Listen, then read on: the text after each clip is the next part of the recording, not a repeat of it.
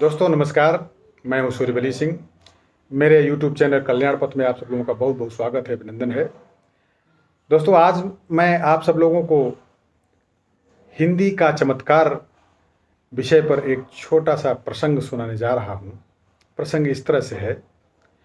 दोस्तों जब हम विद्यार्थी थे तो मुझे एक बुजुर्गवार ने एक कहावत सुनाई और उस कहावत का अर्थ पूछा। कहावत इस तरह से थी, 4 मिले 64 खिले, 20 रहे कर जोड़, प्रेमी सज्जन 2 मिले, खिल गए 7 करोड़। काफ़ी सोच विचार के बाद भी जब मैं बता नहीं पाया तो मैंने कहा, बाबा आप ही बताइए, मेरी समझ में तो कुछ नहीं आ रहा। तब एक रहस्यमयी मुस्कान के साथ बाबा समझाने लगे, देखो बेटे, यह बड़े रहस्य की बात है। 4 मिले मतलब जब भी कोई मिलता है तो सबसे पहले आपस में दोनों की आंखें मिलती हैं। 2 आंखें उसकी, 2 आंखें आपकी, इसलिए कहा 4 मिले।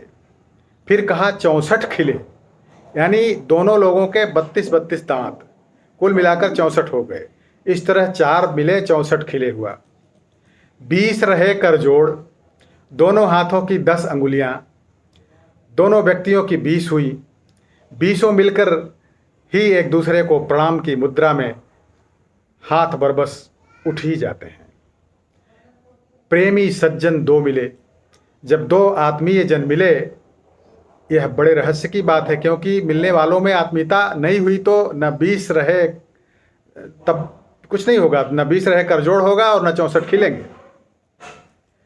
तो उन्होंने कहा, आगे कहा कि वैसे तो शरीर में रोम की गिनती करना असंभव है, लेकिन मोटा मोटी 3.5 करोड़ रोम बताए जाते हैं आदमी के शरीर में। इस तरह से बताने वाले बताते हैं। तो कवि के इस कहावत का अंतिम रहस्य था कि प्रेमी सज्जन 2 मिले, खिल गए 7 करोड़। इसका अर्थ हुआ कि जब कोई आत्मीय जन हमसे मिलता है तो रोम रोम खिलना स्वाभाविक है।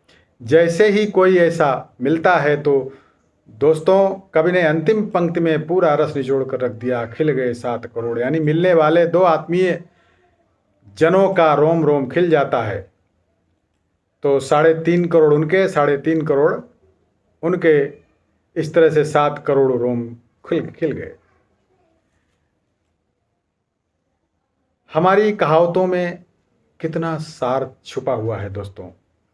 एक एक शब्द चाशनी में डूबा हुआ, हृदय को भाव विभोर करता हुआ।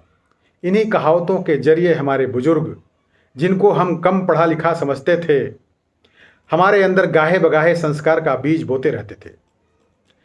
अपने जीवन में बुजुर्गों और बड़ों के अनुभव एवं मार्गदर्शन को हमें नज़रअंदाज नहीं करना चाहिए। दोस्तों, प्रसंग कैसा लगा